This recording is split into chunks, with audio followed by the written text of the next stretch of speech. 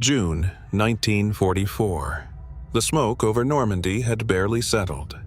On the maps inside the Allied headquarters, one sector was already marked with quiet confidence: the Canadian front. Against fierce resistance, Canadian divisions had pushed inland, holding ground others said was impossible to take that fast. But inside the command tent, a very different battle was about to begin. General George S. Patton stood tall, confident as ever. His voice cut through the room. "My pressure on the flanks forced the breakthrough," Patton said. "Without my advance, that line would have collapsed." The room went silent. Officers exchanged looks. Everyone knew the truth. The Canadians had taken the heaviest fire, advanced street by street, and refused to fall back. At the head of the table, Dwight D. Eisenhower didn't respond right away. He simply closed the folder in front of him. Slowly, Eisenhower stood. "George," he said calmly, "the reports don't support that claim." Patton frowned. He wasn't used to being questioned, especially not like this. Eisenhower turned the map toward the room. "This sector," he continued, pointing, "was secured before your units advanced." Then he added the line that froze the air. "That was not your victory." Patton's jaw tightened. Eisenhower wasn't finished.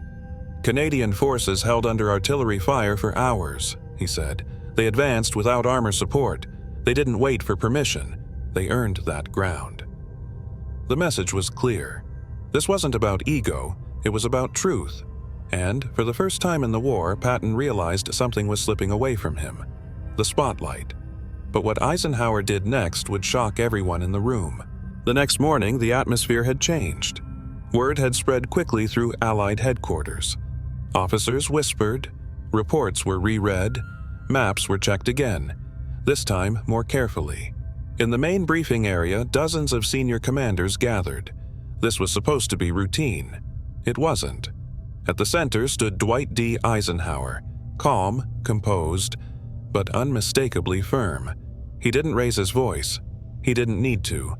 "There's been confusion," Eisenhower said, scanning the room, "and I want to correct it, publicly." Several officers straightened. One man did not move. George S. Patton stood with arms behind his back, face unreadable. Eisenhower turned toward the map, the same one from the night before. "This advance," he said, tapping the Canadian sector, "was achieved by Canadian units under sustained fire." The room went silent. "They held when others stalled," Eisenhower continued. "They advanced without waiting for reinforcement, and they did not request recognition." Then came the sentence no one expected to hear out loud: "We will give them that recognition anyway." Several Canadian officers exchanged looks, stunned, almost uncomfortable. This wasn't how praise usually worked. Eisenhower wasn't finished. "No one here saved them," he added, voice steady. "They saved themselves, and they held the line for all of us." A few heads turned, slowly, toward Patton. For the first time, Patton felt it. Not anger, not rage. Something worse: being cut out of the moment. He said nothing, but his jaw tightened. His eyes hardened. The briefing ended shortly after. As officers filed out, Canadian soldiers were quietly congratulated. Handshakes, nods, a few words of respect. Patton walked out alone. And behind closed doors, the humiliation began to turn into something far more dangerous. The door shut hard. Inside the small command room, the air felt heavier than smoke. George S. Patton paced back and forth, boots striking the floor with sharp, angry rhythm. No audience, no restraint. "He undercut me," Patton snapped, "in front of everyone." An aide stood near the wall, silent, eyes fixed straight ahead. Patton stopped. "I built pressure across that entire front," he continued. "Now they act like I wasn't even there." The aide said nothing. He knew better. Moments later, the door opened again. Quietly this time. Dwight D. Eisenhower stepped inside. No shouting, no confrontation, just calm authority. Patton turned, ready to explode, but Eisenhower spoke first. "This isn't about you," Eisenhower said evenly. Patton scoffed. "Everything in this war is about pressure and momentum," he replied, and I provide both." Eisenhower met his stare. "You provide results when you're assigned to do so," he said, "and credit goes where the facts place it." Silence. Eisenhower stepped closer. "The Canadians held," he continued. "They didn't ask for recognition. That's exactly why they deserved it." Patton clenched his jaw. Eisenhower delivered the final line. Quiet, controlled, undeniable. "This war will not be won by egos." He turned and left. Patton stood alone in the room, fists tight, staring at the map on the wall. For the first time, he understood something clearly.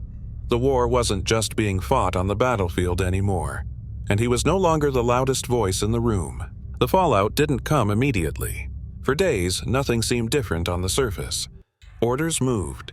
Units advanced. Reports arrived on schedule. But inside Allied command, a quiet shift was happening. Dwight D. Eisenhower began signing documents with deliberate care. Assignments were adjusted. Briefings were rerouted. Certain voices were consulted less often. It wasn't a punishment. It was a correction. Canadian units were no longer mentioned as supporting forces. They were listed as lead elements. At the next operational briefing, a new map was rolled out. Officers leaned forward. The Canadian sectors were no longer shaded lightly. They were marked boldly, front and center. "They'll advance first," Eisenhower said calmly. "Others will support." No one objected. Across the room, George S. Patton studied the map without comment. He noticed something immediately. His routes had changed. Not blocked, not delayed. Simply redirected. A staff officer approached him later, voice low. "Sir, the Canadians are taking point on tomorrow's push." Patton nodded once. No anger, no argument. But the message was unmistakable. This wasn't about one meeting anymore, it was about trust. And Eisenhower had decided, quietly, deliberately, who had earned it. As the meeting ended, Eisenhower paused at the door. He looked back at the map one last time. The Canadian front was moving again, and soon the world would notice. Dawn came quietly. Fog clung to the fields as artillery fire echoed in the distance. This time, there was no debate about who would move first. The order had already been signed. Canadian units advanced at the front, steady, disciplined, unannounced. Observers along the line watched closely. This sector had stalled before. Some believed it would again. They were wrong. Canadian infantry pushed forward under sustained fire, clearing positions methodically. No dramatic charges, no speeches, just progress. Reports began arriving faster than expected. Forward objective secured. Resistance heavier than planned, still advancing. No withdrawal. Inside headquarters, officers leaned over radios and maps. At the center stood Dwight D. Eisenhower, hands behind his back, listening. He nodded once. Across the room, George S. Patton studied the updates in silence. This was different. There was no room to claim influence, no angle to reframe the outcome. The Canadians weren't asking for support. Others were now supporting them. By midday, the line had moved. Not dramatically, not gloriously, but decisively. An aide approached Eisenhower. "Sir, the Canadians are requesting permission to continue the push." Eisenhower didn't hesitate. "Approved," he said. "They've earned it." Patton looked up briefly. He understood now. This wasn't a temporary adjustment.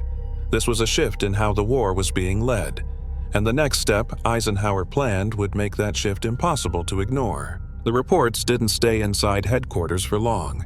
By the end of the week, field summaries were being forwarded beyond Normandy, to London, to Washington, and to Allied press offices waiting for confirmation. One pattern was impossible to ignore. Canadian units were no longer mentioned in footnotes. They were named first. Communiques spoke of steady advances, held ground, and objectives secured with minimal delay. No exaggeration, no drama, just consistency. In the command tent, Dwight D. Eisenhower reviewed a draft press summary. He crossed out a sentence, then another. Finally, he wrote a single line by hand. Canadian forces continued to lead the advance with discipline and resolve. The message was clear and intentional. Across the Atlantic, analysts took notice. So did politicians. So did generals who had once spoken louder than they delivered. Inside headquarters, reactions were quieter. George S. Patton read the summary without comment. There was no outburst this time. He understood what this meant. Once recognition left the command tent and entered the public record, it could not be pulled back. This wasn't a correction anymore. It was history being written, and one final decision from Eisenhower would soon seal how this moment would be remembered. The war moved on. New offensives were planned.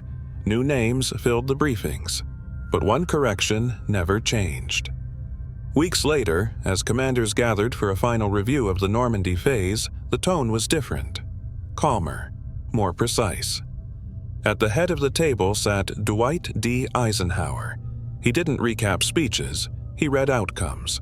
When he reached the Canadian sector, he paused, just long enough for everyone to notice. They advanced when others couldn't, he said. They held when retreat was the easier option. No applause followed. None was needed. Across the room, George S. Patton listened without interruption. He didn't argue. He didn't correct the record. For the first time, he understood the difference between being seen and being remembered. Maps would change. Front lines would move, but the reports were already filed. And long after the noise faded, one truth would remain. Victories don't belong to the loudest voice in the room. They belong to those who hold the line.